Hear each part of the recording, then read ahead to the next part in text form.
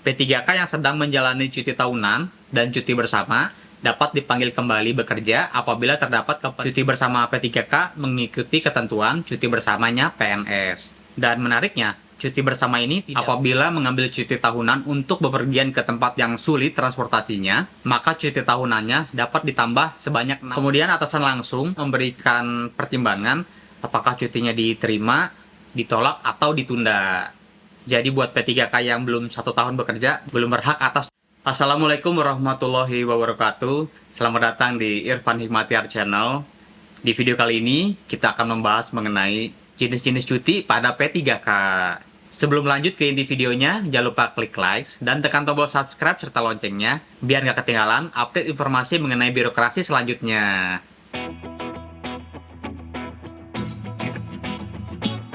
Berbicara mengenai P3K, terdapat hak dan kewajiban yang bisa dibilang hampir sama dengan PNS.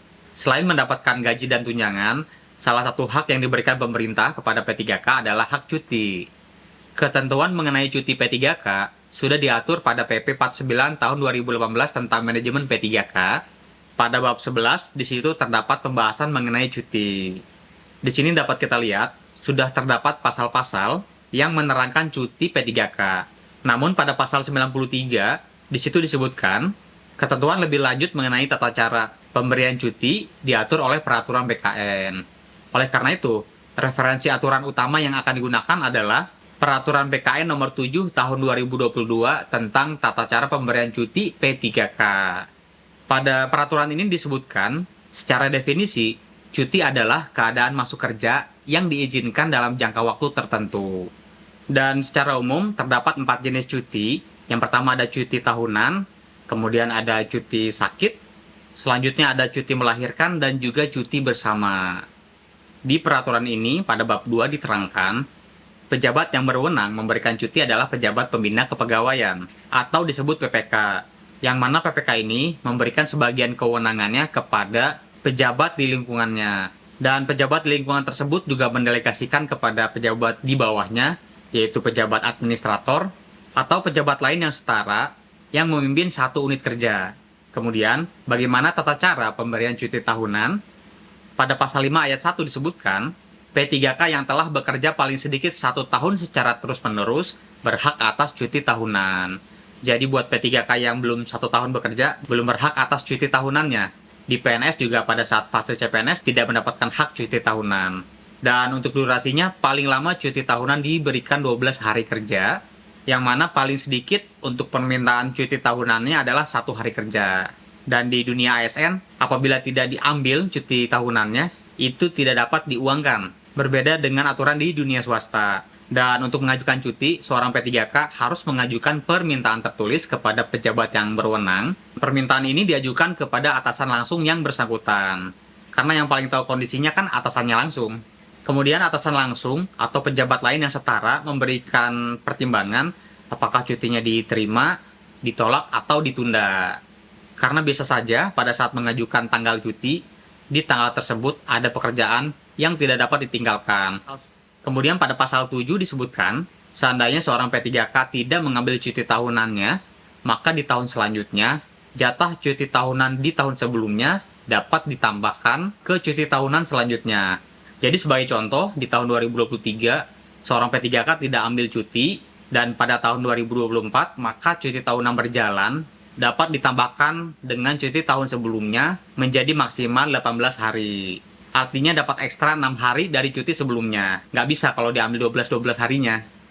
Kemudian, hak atas cuti tahunan yang tidak digunakan selama 2 tahun berturut-turut atau lebih dapat digunakan pada tahun berikutnya maksimal 24 hari kerja termasuk cuti tahunan berjalan. Kemudian pada pasal 8 disebutkan apabila mengambil cuti tahunan untuk bepergian ke tempat yang sulit transportasinya, maka cuti tahunannya dapat ditambah sebanyak 6 hari kalender. Disebutkan di sini, tempat yang sulit perhubungannya sebagaimana dimaksud merupakan lokasi yang sulit dijangkau dan lokasi dengan alat transportasi sangat terbatas, seperti di pedalaman contohnya.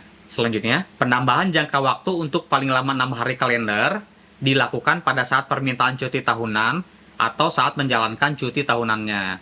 Jadi pada saat sebelum mengajukan cuti tahunan, disampaikan terlebih dahulu bahwa lokasi yang dituju sulit transportasinya, atau pada saat mau cuti ke suatu tempat tidak tahu kalau transportasinya susah, maka pada saat cuti berjalan itu bisa mengajukan tambahan cuti tahunannya.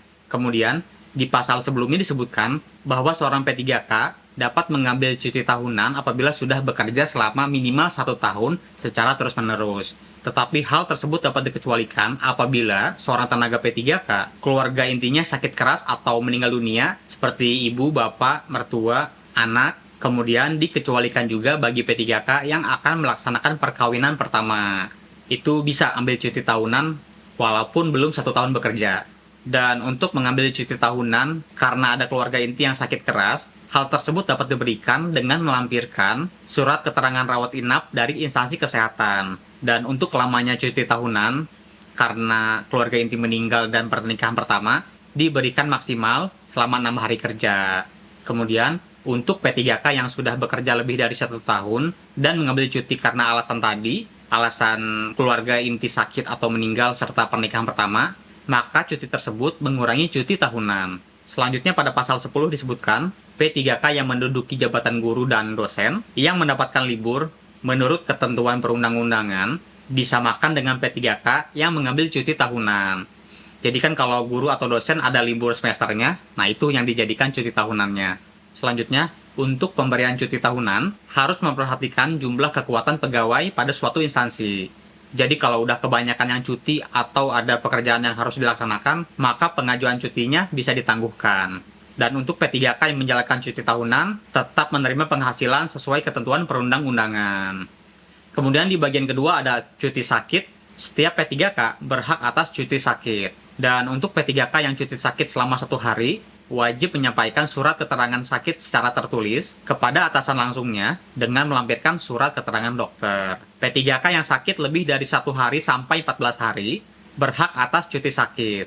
Dengan ketentuan, P3K harus mengajukan permintaan secara tertulis kepada pejabat yang berwenang memberikan cuti dengan melampirkan surat keterangan dokter. Surat keterangan dokter sebagaimana dimaksud, paling sedikit memuat pernyataan tentang perlunya diberikan cuti serta lamanya diberikan cuti. Kemudian bagi P3K yang sakit lebih dari 14 hari, tetap berhak atas cuti sakit. Dengan ketentuan, harus mengajukan permintaan tertulis kepada pejabat yang berwenang. Lamanya cuti sakit tersebut maksimal diberikan paling lama selama 1 bulan. Kemudian P3K yang mengalami keguguran dalam masa kehamilan, berhak atas cuti sakit selama 1,5 bulan. Dengan mengajukan permintaan cuti kepada pejabat yang berwenang. Selanjutnya pada pasal 15, di sini disebutkan, P3K yang mengalami kecelakaan kerja sehingga yang bersangkutan perlu mendapatkan perawatan berhak atas cuti sakit sampai dengan berakhirnya masa hubungan kerja. Jadi ini sakitnya karena menjalankan tugas pekerjaan. Dan untuk P3K yang menjalankan cuti sakit tetap mendapatkan penghasilan sesuai dengan ketentuan perundang-undangan. Selanjutnya ada cuti melahirkan. Pada pasal 18 disebutkan untuk kelahiran anak pertama sampai dengan anak ketiga pada saat menjadi P3K berhak atas cuti melahirkan. Dan yang dimaksud anak pertama adalah anak pertama pada saat sudah menjadi P3K. Jadi apabila sudah memiliki anak 1, kemudian menjadi P3K, setelah menjadi P3K, lahiran anak kedua tersebut dihitung anak pertama. Dan lamanya hak atas cuti melahirkan paling lama diberikan selama 3 bulan. Untuk mengajukan cuti melahirkan, seorang P3K mengajukan permintaan secara tertulis kepada atasannya langsung, dan nanti atasan langsungnya akan memberikan pertimbangan apakah diterima, ditolak, atau ditangguhkan. Harusnya sih diterima ya, karena udah lahiran. Dan selama menjalankan cuti melahirkan, seorang P3K tetap mendapatkan penghasilannya.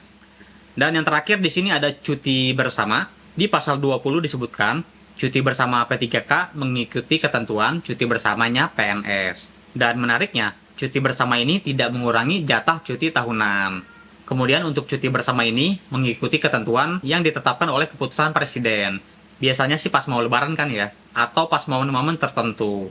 Kemudian apabila seorang P3K yang karena jabatannya tidak menggunakan cuti bersama, jadi ada tugas pada saat cuti bersama, maka hak cuti tahunannya ditambah sesuai dengan jumlah cuti bersama yang tidak digunakan. Tetapi jatah tersebut hanya dapat digunakan di tahun berjalan, kecuali misalkan cuti tahunannya ada di akhir tahun di bulan Desember, maka jatah cuti bersamanya yang ditambahkan ke cuti tahunan bisa di tahun selanjutnya, karena kan di akhir tahun, mau kapan lagi?